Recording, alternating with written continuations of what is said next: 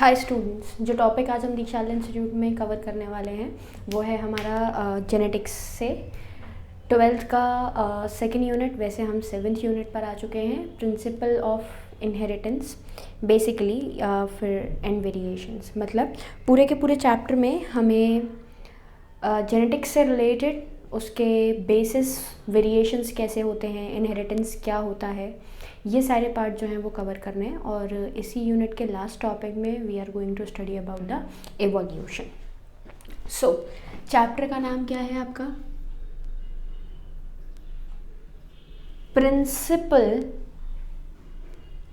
Principles of inheritance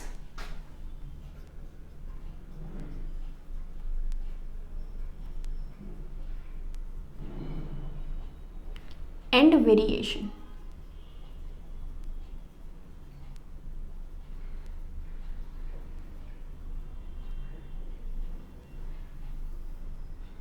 principal of inheritance and variation बहुत ही important topic है। और इसके साथ साथ हम बात करते हैं आपकी जितने भी इनहेरिटेंस से कनेक्टेड प्रिंसिपल्स हैं वो सारे के सारे कनेक्शंस हम यहाँ पर पढ़ेंगे। और अबाउट द वेरिएशंस, ये सब क्या होता है, ये सब हम यहाँ पर जानने की कोशिश करेंगे। अब सबसे पहले मैं आप लोगों को वेरिएशन एक्सप्लेन करूँ उससे पहले मैं आपको हेरिडिटी बताऊँगी। हेरिडिटी से हम टर्म इनहेरिटेंस पढ़ेंगे और उसके बाद लास्ट में वी आर गोइंग टू या फिर मैं इससे पहले मैं आप लोगों को अबाउट द जेनेटिक्स एक्सप्लेन करूँगी, क्योंकि पूरी की पूरी यूनिट का नाम हमने जेनेटिक्स रखा है। तो ये जो जेनेटिक्स है, इस जेनेटिक्स का मतलब क्या होता है समझेंगे। जेनेटिक्स को समझने से पहले I will tell you about the heredity. Heredity क्या है भाई? आपने देखा है लाइक हम अपने पेरेंट्स से बॉर्न हुए, मतलब रिप्रोडक्शन, क्योंकि अभी हम पढ़ कर आए हैं तो हम जानते हैं कि रिप्रोडक्शन के प्रोसेस में हमारे जो पेरेंट्स होते हैं उनके जो गैमीट्स हैं वो कंबाइन करके जाइगोट बना के एक यंग वन का फॉर्मेशन करते हैं, जो कि हम हैं। हमारे कुछ कैरेक्टर्स हमेशा हमारे पेरेंट्स से मिलते हैं, कुछ क्या ऑलमोस्ट सारे कैरेक्टर्स हमारे पेरेंट्स से ही मिलते हैं। यही कहलाता है इनहेरिटेंस या फिर हेरिडिटी। बेसिकली क्या है? The transferring of the characters from the parents to their progeny.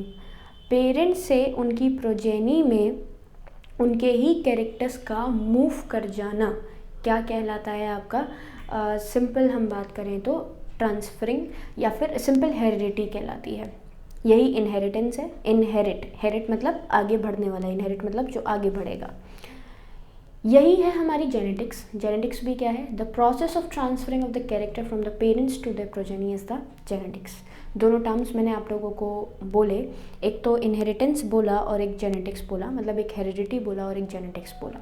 Now whenever you are talking about the heredity and whenever you are talking about the inheritance, इसका मतलब ये होता है कि एक तो है ट्रांसफरिंग कैरेक्टर की, जिसमें हम मेरे कुछ कैरेक्टर्स मेरी प्रोजेनी में बढ़ जाना। लाइक मैं बात करूं कि इफ़ मेरा जो स्किन कलर है वो व्हीटिश है तो मेरे जो प्रोजेनी है उसका स्किन कलर व्हीटिश होना। If I am a tall heighted तो मेरी प्रोजेनी का टॉल हाइटेड होना। मेरा if I am a डॉफ heighted तो मेरे प्रोजेनी का डॉफ हाइटेड होना।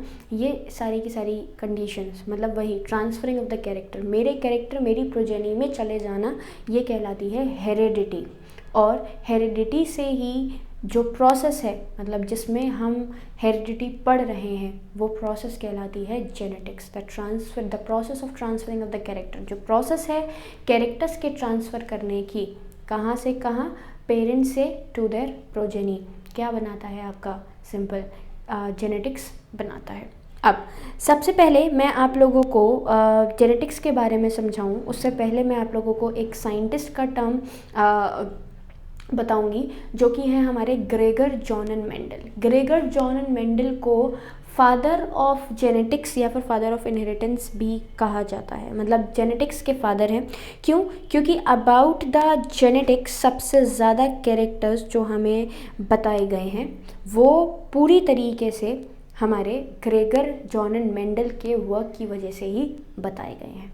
अब जेनेटिक्स को शुरू करने से पहले हमने एक चीज़ कॉमन सी समझनी है, वो क्या है कि भाई जब भी आप किसी भी कैरेक्टर को ट्रांसफ़र करवा रहे हैं, मतलब पेरेंट से जब प्रोजेनी बनती है तो वो किसकी वजह से बनती है, मतलब मेरे अंदर से मेरी प्रोजेनी में ऐसी क्या चीज़ ट्रांसफ़र कर रही है जो कि मुझे एक कैरेक्टरिस्टिक फ़ीचर प्रोवाइड करती है। तो वो जो कैरेक्टरिस्टिक फ़ीचर प्रोवाइड करवाया जा रहा है, वो कैरेक्टरिस्टिक फ़ीचर किसके थ्रू प्रोवाइड करवाया जाता है, तो हमारी बॉडी में प्रेजेंट जीन से प्रोवाइड करवाया जाता है। जेनेटिक्स टर्म एक्चुअली बना ही किससे है, जीन से। जीन का ट्रांसफरिंग ही किसी को भी कैरेक्टर, किसी भी प्रोजेनी को कैरेक्टर देने का काम करता है। लाइक आपने सबसे पहले बोला कि जब भी हम किसी भी पर्टिकुलर पर्सन की बात कर रहे हैं, इस पर्सन के अंदर ऐसा क्या है जो इसकी प्रोजेनी के अंदर गया। तो as we have studied reproduction earlier, we know कि एक प्रोजेनी को बनाने के लिए, एक यंग वन को बनाने के लिए हम दो चीज़ों का इस्तेमाल कर रहे हैं। टाइप एक ही है लेकिन from the two parent, male parent से स्पर्म का आना, मेल गैमीट का आना, फीमेल पेरेंट से ओवम का आना, that is male female gamete का आना। ये गैमीट क्या है, आपका एक सेल है। कैसा सेल है, एक क्रोमोसोम नंबर जिसके अंदर से, मतलब एक हेप्लॉइड सेल है जिसमें क्रोमोसोम का नंबर जो है वो आधा है। यही क्रोमोसोम का आधा नंबर आपकी बॉडी में फ्यूज़ करता है दो अलग अलग सेल्स, हेप्लॉइड सेल कंबाइन करके एक डिप्लॉइड कंडीशन बनाकर, और आपका एक जाइगोट बनाते हैं, zygote embryo, embryo fetus, fetus एक यंग वन में डेवलप होके एक सिंपल ऑर्गेनिज्म बना देता है। क्लियर। अब यहाँ पे आप सिंपल देखेंगे कि अगर मैं अपने पेरेंट्स जैसी हूँ, if I am just like my parents, तो बिकॉज ऑफ वॉट, किसकी वजह से हूँ भाई, आप इनहेरिटेंस की बात कर रहे हैं, आप हेरिडिटी की बात कर रहे हैं। जब आप ट्रांसफरिंग कर रहे हैं कैरेक्टर्स की पेरेंट्स से प्रोजेनी के अंदर, तो कैरेक्टर्स ट्रांसफ़र होते हैं तो वो किसकी फॉर्म में ट्रांसफ़र होते हैं। तो यहाँ पे जो मेंडल ने वर्क किया वो इन्हीं पर किया। कैसे वर्क किया, जो अब शुरुआत से पढ़ते हैं कि भाई जो मेंडल की शुरुआत हुई जेनेटिक्स को जानने की, जेनेटिक्स को समझने की, वो कहाँ से हुई। तो उसका जवाब क्या है, उसका जवाब है हमारे मेंडल के गार्डन में लगा हुआ पी प्लांट। कैसे, उन्होंने क्या ऑब्ज़र्व किया, उन्होंने ऑब्ज़र्व किया सबसे पहले कि जैसे मैं जेनेटिक्स और हेरिडिटी को भी समझाने के लिए यही चीज़ इस्तेमाल करती हूँ। क्या इस्तेमाल करती हूँ कि मैं अपने पेरेंट जैसी हूँ और मैं उनसे अलग भी हूँ। लाइक अगर बात की जाए कि मुझे ह्यूमन की कैटेगरी में कैटेगराइज़ करना है, आपको अपने आप को ह्यूमन की कैटेगरी में कैटेगराइज़ करना है, तो आप कैटेगराइज़ ईजिली कर लेंगे। और डॉग से, कैट से आप अलग हैं और अपने ह्यूमन से सेम है। लेकिन वही मैं बात करूं अपने भाई बहन से, सिबलिंग से आप अलग हैं, अपने कज़न से आप अलग हैं। तो ये होता है दूसरा टर्म, दैट इज़ वेरिएशन। मतलब हमने चैप्टर का जो नाम लिखा मैंने यहाँ पर, वो लिखा है प्रिंसिपल को अभी अलग हटा रहे हैं। मैं आपको दो टर्म्स एक्सप्लेन कर रही हूँ, that is inheritance and variation. कि इनहेरिटेंस क्या है और वेरिएशन क्या है। मेरे ही पॉपुलेशन के जैसा दिखना इज़ द इनहेरिटेंस, और मेरी ही पॉपुलेशन से एक अलग से आइडेंटिफाइबल कैरेक्टर्स की वजह से उन्हीं से सेपरेशन क्या बनाता है, आपका वेरिएशन बनाता है। तो क्वेश्चन यही है कि हम अपने पेरेंट्स जैसे हैं भी और उनके पेरेंट्स जैसे नहीं, अपने पेरेंट्स जैसे नहीं भी हैं। तो ये हेरिडिटी और वेरिएशन है। ये शुरुआत हुई मेंडल के गार्डन में लगे हुए पी प्लांट की। जब मेंडल ने अपने गार्डन में लगे हुए पी प्लांट को, ग्रेगर जॉन एंड मेंडल ने जब ध्यान से ऑब्ज़र्व किया, तो ऑब्ज़र्व करने पर उन्होंने क्या पाया, उन्होंने ये देखा कि भाई बहुत सारे कैरेक्टर्स पी प्लांट में ऐसे हैं जो कि एक जैसे हैं, और फिर बोले कि बहुत सारे कैरेक्टर्स पी प्लांट में हमारे पास ऐसे हैं जो कि एक दूसरे से सिमिलर बिल्कुल भी नहीं हैं। मतलब क्वेश्चन ये है कि यहाँ जो भी कैरेक्टर बन रहा है या जो भी कैरेक्टर एक पेरेंट से प्रोजेनी में आगे बढ़ रहा है, तो ये कैरेक्टर कैसे आगे बढ़ता है। लाइक आपने जब पी प्लांट को ऑब्जर्व किया तो पी प्लांट को ऑब्जर्व करके उन्होंने क्या देखा कि कोई पी प्लांट का जो हाइट है वो बहुत ज़्यादा छोटा है, कोई पी प्लांट का साइज़ बहुत ज़्यादा बड़ा है, किसी का पी पॉट का कलर ग्रीन है, किसी का पी पॉट का कलर येलो है, किसी का पी पॉट का शेप राउंड है, किसी का रिंकल्ड है, किसी के फ्लावर का कलर वाइट है, किसी का फ्लावर का कलर पर्पल है। तो कई सारे वेरिएशंस उनको देखने को मिले। फिर उन्होंने क्या देखा, भाई प्लांट एक जिसको हम पी प्लांट कह रहे हैं, क्लियर, कैरेक्टर्स हैं कई सारे, हाइट है, कलर है, पी पॉट का कलर है, पी पॉट का शेप है, स्किन का कलर है। तो ये सारी की सारी चीज़ें जब उन्होंने ऑब्ज़र्व करी तो ऑब्ज़र्व करने पे तब उनके दिमाग में क्लिक किया कि भाई यहाँ पे जो कैरेक्टर्स हैं वो ट्रांसफ़र हो रहे हैं एक से दूसरे में, दूसरे से तीसरे में। जो क्वेश्चन है सबसे बड़ा, सबसे इम्पॉर्टेंट, वो क्वेश्चन ये है कि जो कैरेक्टर्स को आप ट्रांसफ़र करवा रहे हैं, ये कैरेक्टर्स ट्रांसफ़र तो करते हैं लेकिन ट्रांसफ़र किस फॉर्म में करते हैं? ऐसी क्या चीज़ हमारे अंदर प्रेजेंट है जो हमसे निकल के हमारी प्रोजेनी के अंदर क्या कर जाती है, एंटर कर जाती है। तो जो कैरेक्टर हमसे निकल के हमारी प्रोजेनी में जा रहा है वो किसकी वजह से जाता है? तो मेंडल ने सबसे पहले टर्म दिया जाता है भाई किसकी वजह से, हमारे फैक्टर्स की वजह से। मैंने आपको टर्म बता दिया कि जीन है जो रिस्पॉन्सिबल है कैरेक्टर को आगे बढ़ाने के लिए, क्योंकि इतनी स्टडी हम कर चुके हैं मियोसिस, माइटोसिस, डीएनए के बारे में, बायोमोलिक्यूल्स में, आपके सेल में, रिप्रोडक्शन में, इतना हम जान चुके हैं। हम ऑलरेडी इतनी पढ़ाई कर चुके हैं कि हमें पता है कि भाई कैरेक्टर का ट्रांसफरिंग जो हो रहा है वो एक्चुअली जीन की वजह से हो रहा है, क्लियर। लेकिन उस टाइम पर विदाउट एनी इन्फॉर्मेशन उन्होंने उस जीन को क्या नाम दिया, फैक्टर्स नाम दिया। और क्या बोला, अब बोला कि जितने भी बॉडी के अंदर जो कैरेक्टर्स हैं वो किसकी फॉर्म में आगे बढ़ते हैं, आपके कैरेक्टर्स फैक्टर्स की फॉर्म में आगे बढ़ते हैं। अब जो दूसरा क्वेश्चन इम्पॉर्टेंट है वो ये है, मेंडल की ही निगाह में और हमें भी सोचना ज़रूरी है कि कैरेक्टर ट्रांसफ़र करता है, मेरा कैरेक्टर मेरी प्रोजेनी में आएगा। लेकिन यहाँ पे एक इम्पॉर्टेंट दूसरी बात क्या है भाई, जो पेरेंट है that is not single, parent हमारे हमेशा कैसे हैं, डबल। अब जब पेरेंट्स हमारे पास प्रेजेंट हैं तो एक पेरेंट है मेल और दूसरा पेरेंट है फीमेल। मेल और फीमेल में दोनों के कैरेक्टर किए कंबाइन, और जब दोनों के कैरेक्टर कंबाइन किए तो इन दोनों के कैरेक्टर कंबाइन करने पर किसका कैरेक्टर आपका हमें प्रोजेनी में देखने को मिलेगा।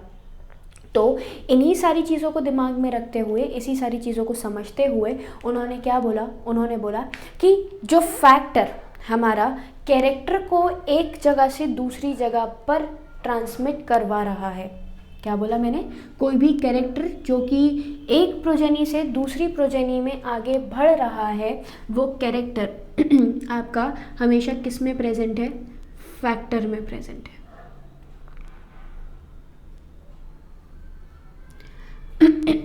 किस में प्रेजेंट है भाई, फैक्टर।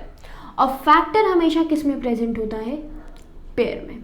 लाइक मैंने आप लोगों को सेक्स डिटर्मिनेशन पढ़ाया था, तो सेक्स डिटर्मिनेशन में what I have told you, sex determination में आई हैव टोल्ड यू कि हमारे पास टोटल जो क्रोमोसोम्स होते हैं वो होते हैं 46 ही लिखती हूँ डायरेक्ट, क्योंकि ये इन्फॉर्मेशन, ये स्टडी हम कर चुके हैं तो बेसिक से पढ़ने का कोई लॉजिक नहीं है। 46 क्रोमोसोम्स आर देयर, जिसमें से 44 are the autosomes and 2 were the sex chromosome, either XX और XY, क्लियर।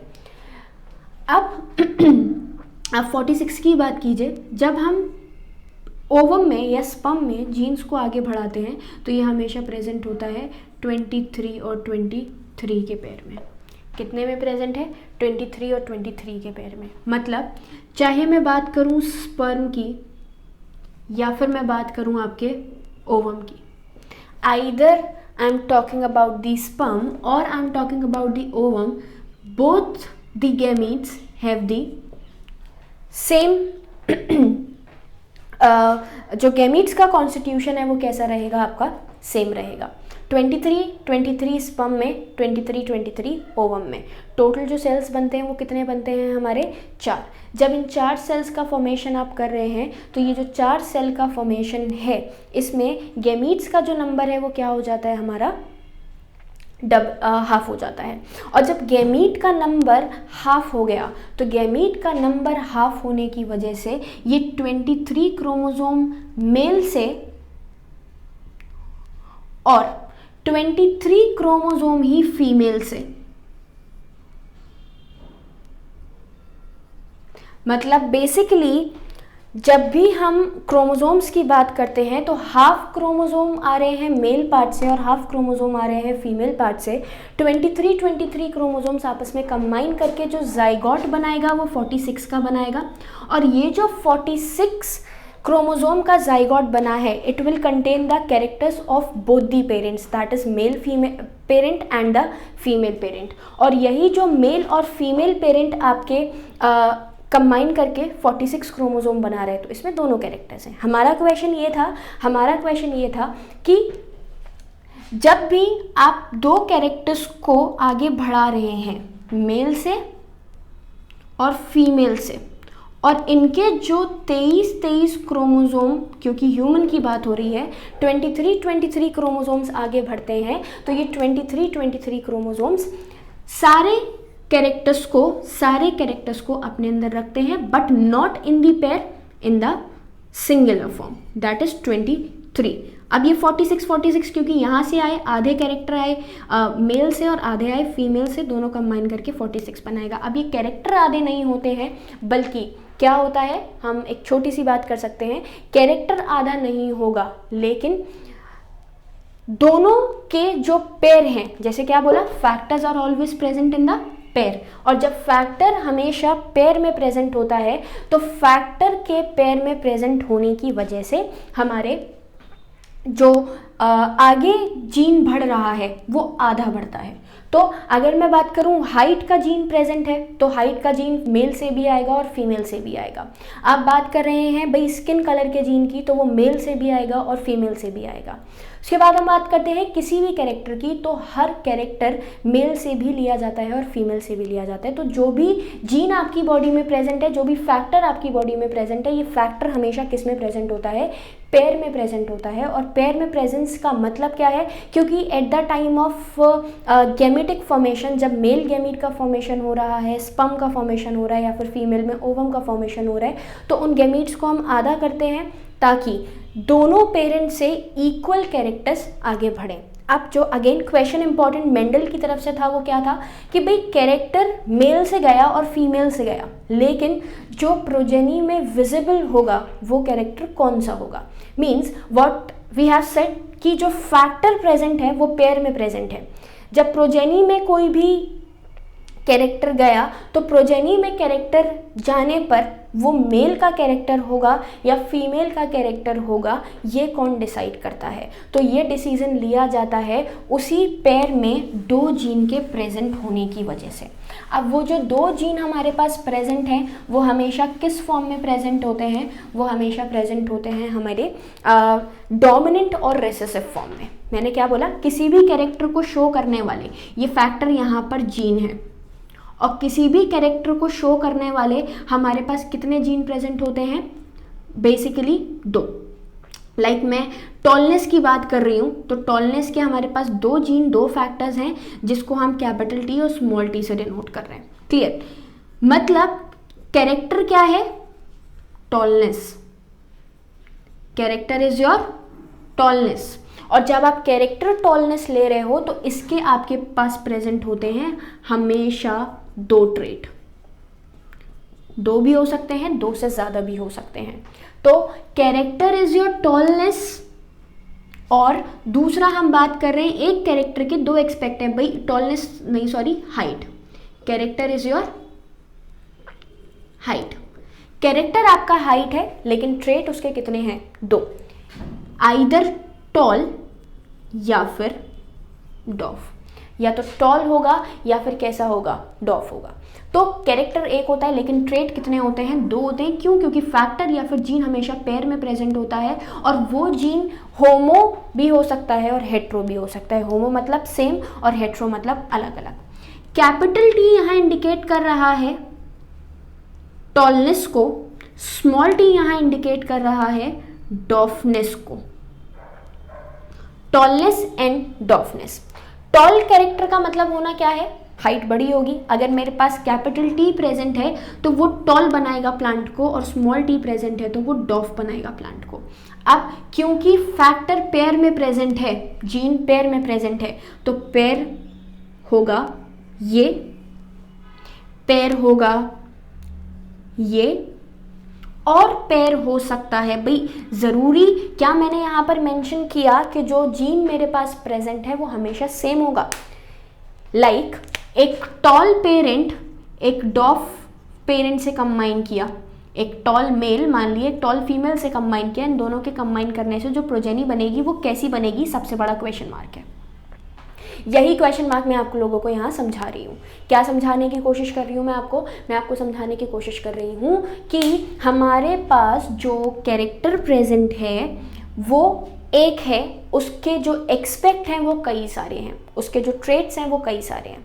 कम से कम 2 होते हैं, जिसमें जैसे मैंने बोला एक टॉलनेस, हाइट कैरेक्टर में एक टॉलनेस और एक डॉफनेस। यहाँ पे क्वेश्चन जो बन रहा है, क्वेश्चन मार्क जो बन रहा है सबसे बड़ा वो ये है कि टॉल के साथ टॉल कंबाइन करे तो भाई एक टॉल प्रोजेनी बना देगा, कोई दिक्कत नहीं है। डॉफ के साथ एक डॉफ मेंबर कंबाइन करेगा और एक डॉफ मेंबर ही बना देगा, ये हुआ हमारा दूसरा एक्सपेक्ट। क्लियर? क्वेश्चन मार्क कहाँ है? क्वेश्चन मार्क है इस जगह पे, जहां टॉल डॉफ के साथ कंबाइन किया तो बच्चे का जो कैरेक्टर होगा वो क्या है। कैरेक्टर के 2 ट्रेट्स हैं, एक टॉलनेस एक डॉफनेस, लेकिन यहाँ पे जो मेंबर बन रहा है टॉल और डॉफ को बनाने से वो क्या बनेगा वो अब हम समझते हैं यहाँ से। उसको समझने के लिए हमें एक चीज़ और समझनी पड़ेगी। कैसे समझेंगे? जीन हमेशा किस में प्रेजेंट है? पेयर में। मैं अपने सोमैटिक सेल की बात करूं तो सोमैटिक सेल में सारे के सारे जीन पेयर में प्रेजेंट है। चाहे हाइट की बात करूं, चाहे स्किन कलर की बात करूं, चाहे सेक्स की बात करूं, चाहे मैं अपनी बॉडी में hair colour, skin colour, eye colour, कोई भी नेचर, बिहेवियर, किसी भी जीन की बात करूं, हमेशा पेयर में प्रेजेंट है। अब क्या ये पेयर हमेशा सेम होता है या फिर ये पेयर अलग भी हो सकता है?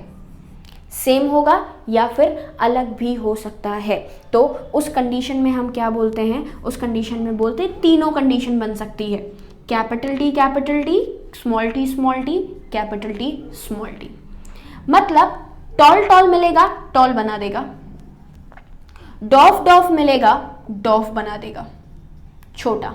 लेकिन अगर टॉल और डॉफ मिला तो बनेगा capital T, small T. Parent बच्चा जो बना वो कैसा है? टॉल। नाउ क्वेश्चन इज कि capital T, small T both are present together, but why the parent is tall only? Dwarf क्यों नहीं है भाई?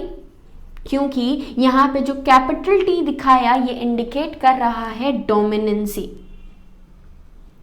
ये इंडिकेट कर रहा है आपकी डोमिनेंसी। और डोमिनेंसी का मतलब होता है अपने आप को भीड़ में शो कर देने वाला, हावी होने वाला।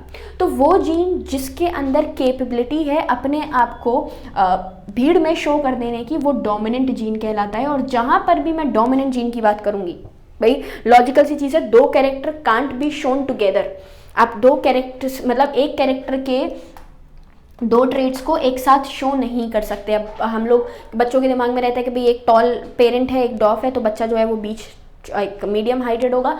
तो ये तो एक ऐसा कैरेक्टर हो गया जिसमें हमें दिख रहा है। लेकिन अगर मैं बात करूँ स्किन कलर वाइट है और skin colour flower colour white है और फ्लावर कलर पिंक है, तो प्रोजेनी में फ्लावर का कलर कैसा होगा? वाइट होगा या पिंक होगा, या इन दोनों का कॉम्बिनेशन होगा? तो कॉम्बिनेशन कभी नहीं होता, हमेशा क्या बनता है? हमेशा होती है, सिंपल हम बात करें क्या, जीन्स की ब्लेंडिंग। और उसके बाद जो जीन डोमिनेंट होता है, मतलब इन दोनों में पावरफुल जीन कैपिटल टी और स्मॉल टी में पावरफुल जीन है कैपिटल टी, इस वजह से ये अपने कैरेक्टर को दिखा देगा। और स्मॉल टी क्योंकि पावरफुल नहीं है तो इसका कैरेक्टर जो है वो छुप जाएगा। तो जब इसका कैरेक्टर छुपा तो इसके कैरेक्टर के छुपने पर इसको हम बोलते हैं रिसेसिव जीन। क्या बोलते हैं? Recessive gene. तो ये तीनों कंडीशन समझाने से पहले इस क्वेश्चन मार्क को मैंने कंप्लीट किया कि टॉल और डॉफ कंबाइन करने पे आप सिंपल याद रखिए कैपिटल टी और स्मॉल टी बना, इसमें भी कई सारी कंडीशंस होती है that we will discuss further. Capital T small T बना, और ये जो कैपिटल टी स्मॉल टी है इसमें कैरेक्टर दिखाया जाएगा टॉलनेस का बट डॉफनेस का नहीं। और यही टॉलनेस आपकी प्रोजेनी में किसकी वजह से शो हो रही है, टॉल पेरेंट की वजह से शो हो रही है। तो जीन हमारे तीनों तरीके से प्रेजेंट हो सकते हैं। होमो कंडीशन में भी, मतलब होमो कंडीशन जिसमें दोनों कैपिटल टी हैं, दोनों स्मॉल टी हैं, और तीसरा कैपिटल टी स्मॉल टी है। क्लियर। इसके साथ साथ एक टर्म इसको समझने से पहले हम और समझेंगे, वो क्या है, वो ये है कि जब भी एक कैरेक्टर का जीन दो हैं, पेयर में प्रेजेंट है, क्योंकि फैक्टर एक ट्रेट का कैरेक्टर कितने हैं आपके, 2 जीन, तो जब भी ये पेयर में प्रेजेंट होते हैं तो फिर इनको क्या कहते हैं, तो समझेंगे। मैं आपको ये वाली कंडीशन अभी आगे एक्सप्लेन करने वाली हूँ, उसको समझने से पहले एक चीज़ और समझ लेंगे।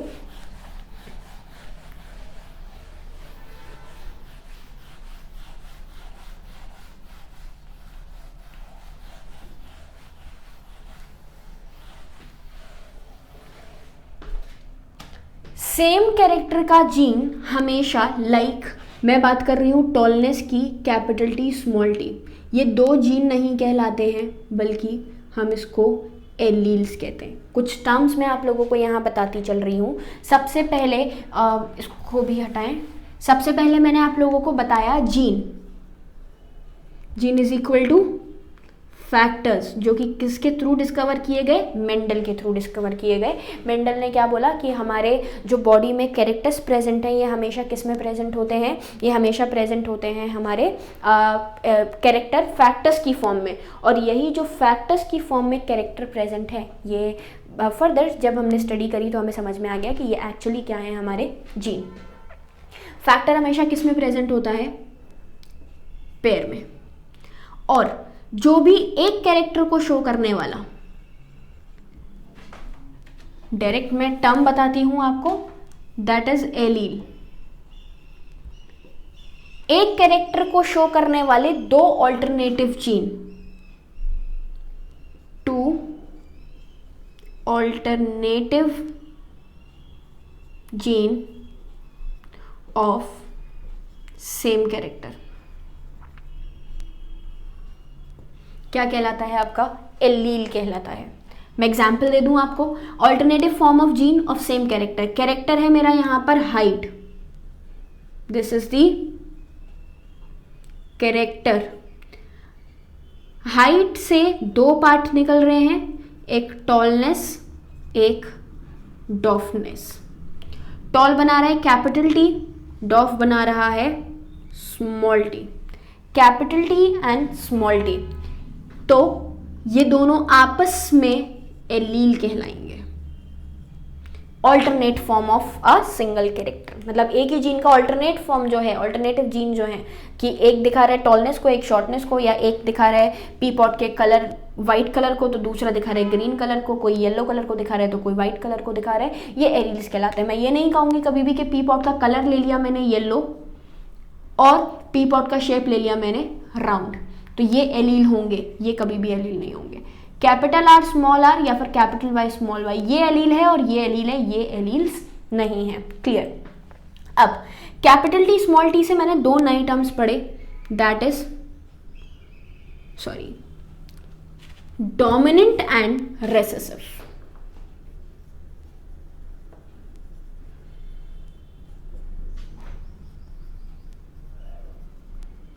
Dominant and recessive. डोमिनेंट मतलब वो कैरेक्टर जो अपने आप को, जीन समझ में आया, एलील समझ में आया, नेक्स्ट हम टर्म पढ़ रहे हैं डोमिनेंट। डोमिनेंट का मतलब होता है वो जीन जो अपने आप को भीड़ में भी शो कर जाए, वो कहलाता है dominant. It is always denoted by the capital letter. Allele में हमेशा कैपिटल लेटर से जुड़ा हुआ जीन हमारा कैसा जीन होता है, डोमिनेंट जीन होता है। और रिसेसिव जीन को हम हमेशा स्मॉल टी से शो करते हैं। The gene which is not capable of showing it's character in presence of another one, दूसरे की प्रेजेंस में अपने कैरेक्टर को शो ना कर पाए, तो वही जीन आपका क्या कहलाता है, वही जीन हमारा कहलाता है, सिंपल हम बात कर सकते हैं, सॉरी हाँ, वही जीन हमारा क्या कहलाता है, रिसेसिव जीन कहलाता है। और जो अपने आप को भीड़ में शो कर जाता है वो जीन कहलाता है हमारा रिसेसिव जीन। तो whenever you are talking about the dominant and recessive term, यहाँ पे दो चीज़ें बनती हैं, एक तो कैपिटल टर्म और एक स्मॉल। अब मेंडल की कहानी पे आते हैं फिर से। मेंडल ने टॉल को कंबाइन करके टॉल बनाया, डॉफ को कंबाइन करके डॉफ बनाया। ये लॉजिकल चीज़ है जो हमारे समझ में आती है। लेकिन जो क्वेश्चन था वो था कि जब टॉल मेंबर डॉफ मेंबर से कंबाइन करता है तो जो प्रोजेनी बनती है वो कौन सी प्रोजेनी, मतलब प्रोजेनी कौन से कैरेक्टर को शो करती है। तो भाई जो जीन आया है, अगर डोमिनेंट जीन मदर से आया तो उस जीन को शो करेगी, अगर डोमिनेंट जीन फादर से आया तो उस कैरेक्टर को शो करेगी। और डोमिनेंट जीन दोनों से ही ना आया हो, मतलब स्मॉल टी, तीन कंडीशन बनी, मेल और फीमेल, ये आधे आधे जीन, एक मदर से आया है एक फादर से आया है, दोनों अगर डोमिनेंट है तो डोमिनेंसी ही शो होगी। दूसरी बात मैं क्या बोल रही हूं, रिसेसिव है, कैरेक्टर को शो नहीं करता है, लेकिन in the presence of other, किसी दूसरे के प्रेजेंस में अपने आप को शो नहीं कर पा रहा है, लेकिन अपनी प्रेजेंस में तो खुद को शो कर लेता है। तो स्मॉल टी ये डोमिनेंट नहीं लिखेंगे क्योंकि साथ में प्रेजेंट है, मतलब होमोलोगस कंडीशन है, तो इसी कैरेक्टर को शो करेगा। तो ये डॉफ बना दिया। डॉफ कंडीशन नहीं बनेगी, आप कहो कि भाई अगर भीड़ में ये शो कर ही नहीं पाता है अपने आप को, तो डॉफ कंडीशन बनेगी नहीं, बनेगी। कब बनेगी, जब मेजॉरिटी में होगा। लाइक हियर यहाँ मेजॉरिटी में है, तो मेजॉरिटी में होने की वजह से ये अपने कैरेक्टर को ईजिली देख सकता है। क्लियर। तीसरा टर्म मैं क्या बोल रही हूँ, capital T and small T. अब यहाँ पे जो कैरेक्टर दिखाया जाएगा वो किसका कैरेक्टर होगा, तो इस कैपिटल टी का होगा। हम समझ लिए कि भाई क्योंकि कैपिटल टी प्रेजेंट है तो इसी का कैरेक्टर होगा, इसका कैरेक्टर शो नहीं होगा। अगर मान लीजिए मेरे फीमेल पेरेंट से कैपिटल टी आ जाता है तो भी मैं टॉल, अगर मेल पेरेंट से मेरे पास एक कैपिटल आ जाता है तो भी मैं डोमिनेंट हो गई, ठीक है। लेकिन रिसेसिव कंडीशन सिर्फ कब बनेगी, रिसेसिव कंडीशन सिर्फ उस जगह बनेगी, उस पोजीशन पे बनेगी जिस जगह पे आपका जो मेंबर है वो मेंबर क्या करे, आपका सिंपल दोनों को मेजॉरिटी में लेकर आए, जस्ट लाइक हियर। तो ये कंडीशन सिमिलर जीन को शो कर रही है, सिमिलर एलील को शो कर रही है, तो होमोलोगस और कैसा है, डोमिनेंट। Homologous recessive. मैं होमोलोगस रिसेसिव ना भी लिखूं तो कोई फर्क नहीं पड़ेगा। क्यों नहीं पड़ेगा होमोलोगस रिसेसिव टर्म लिखने से, क्योंकि अगर रिसेसिव कैरेक्टर को शो कर रहा है तो लॉजिकल सी चीज़ है वो होमोलोगस ही होगा। क्लियर। ये हो गया हमारा हेट्रोलोगस डोमिनेंट।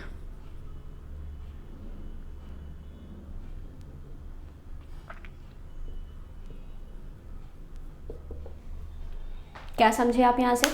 अब चौथी कंडीशन भी बननी चाहिए भाई, जैसे हेट्रोलोगस डोमिनेंट है ऐसी हेट्रोलोगस रिसेसिव भी होना चाहिए। इस तरीके से कर दें भाई, तो ये कंडीशन गलत है। क्यों, क्योंकि अगर हेट्रोजाइगस है इट मीन्स कैपिटल टर्म है, कैपिटल जीन है, डोमिनेंट जीन है। हेट्रो का मतलब दोनों जीन प्रेजेंट है, छोटा वाला भी मतलब रिसेसिव वाला भी, और अगर हम दूसरी बात करें तो कौन से कैरेक्टर वाला आपका, जो कि डोमिनेंट कैरेक्टर को शो कर रहा है। तो जीन जो है वो दोनों प्रेजेंट है, और दोनों जीन के प्रेजेंट होने की वजह से कंडीशन हेट्रो बन गई। लेकिन अगर दोनों प्रेजेंट है तो उसमें डोमिनेंट की प्रेजेंस भी मस्ट है और रिसेसिव की प्रेजेंस भी मस्ट है। And if the dominant is present, अगर डोमिनेंट जीन प्रेजेंट है तो किसी भी सिचुएशन में, किसी भी कंडीशन में आपका जो जीन है वो कौन सी कंडीशन को शो नहीं करेगा, रिसेसिव कंडीशन को शो नहीं करेगा, अगर एक भी डोमिनेंट है। तो इस वजह से heterologous dominant condition, recessive condition कभी भी नहीं बनती। अब होमोलोगस क्रोमोसोम्स में डोमिनेंट, होमो में ही रिसेसिव। रिसेसिव कंडीशन सिर्फ किस सिचुएशन में शो होती है पेरेंट के, जब मेल से भी डॉफ वाली कंडीशन आए और फीमेल से भी डॉफ वाली कंडीशन आए। अगर मेरी हाइट टॉल है, अब यहाँ पे अगर मैं डॉफ हूँ तो सिर्फ मेरे पास जीन का जो एक पेयर प्रेजेंट है वो स्मॉल टी है। मतलब इफ़ आप मुझे डॉफ फाइंड करते हैं कि भाई मेरी जो हाइट है वो बहुत ज़्यादा बड़ी नहीं है, मेरी जो हाइट है वो बहुत ज़्यादा छोटी है, तो मतलब मैं डॉफ हूँ। और अगर मैं डॉफ हूँ तो डॉफ का मतलब ये हुआ कि मेरे पास जो जीन का प्रेजेंट होगा वो स्मॉल टी ही होगा।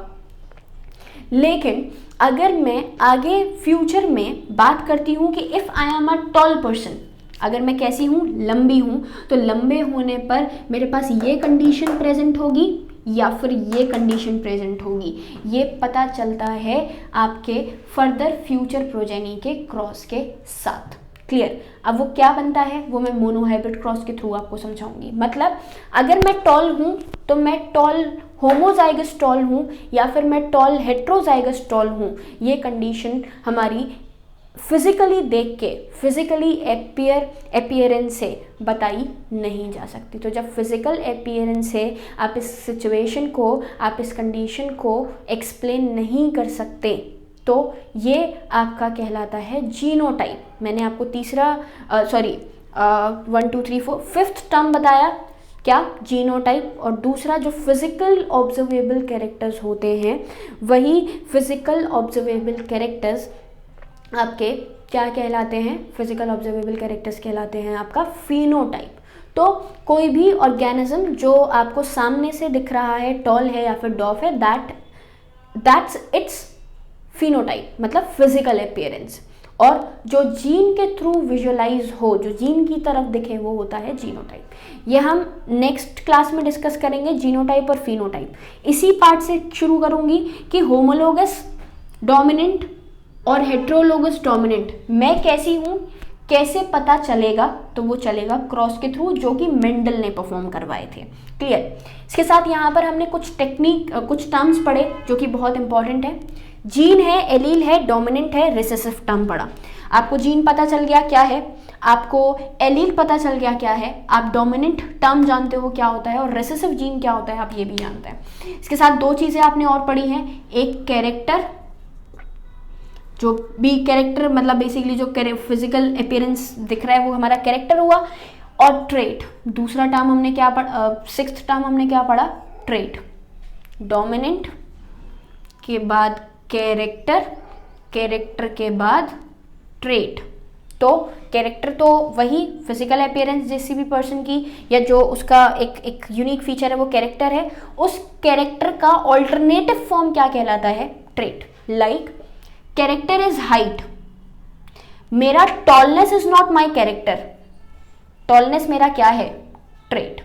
कैरेक्टर क्या है? हाइट। टॉल हूं या फिर डॉर्फ हूं, टॉल हूं या फिर डॉर्फ हूं, ये कहलाता है ट्रेट। तो जैसे alternative form of gene allele था, ऐसे ही ऑल्टरनेटिव फॉर्म ऑफ कैरेक्टर हमारे क्या हैं? ट्रेट्स हैं। तो जब भी आप बोल रहे हो कि भाई मेरा character, which character I am taking? Tallness, ये गलत है, क्योंकि टॉलनेस कैरेक्टर नहीं है। टॉलनेस क्या है? ट्रेट। कैरेक्टर क्या है? हाइट। तो हमने 6 टर्म्स पढ़े यहाँ पर। अब नेक्स्ट पढ़ेंगे जीनोटाइप और फिनोटाइप, जिससे हम आपका मोनोहाइब्रिड और डाइहाइब्रिड क्रॉस को भी समझेंगे।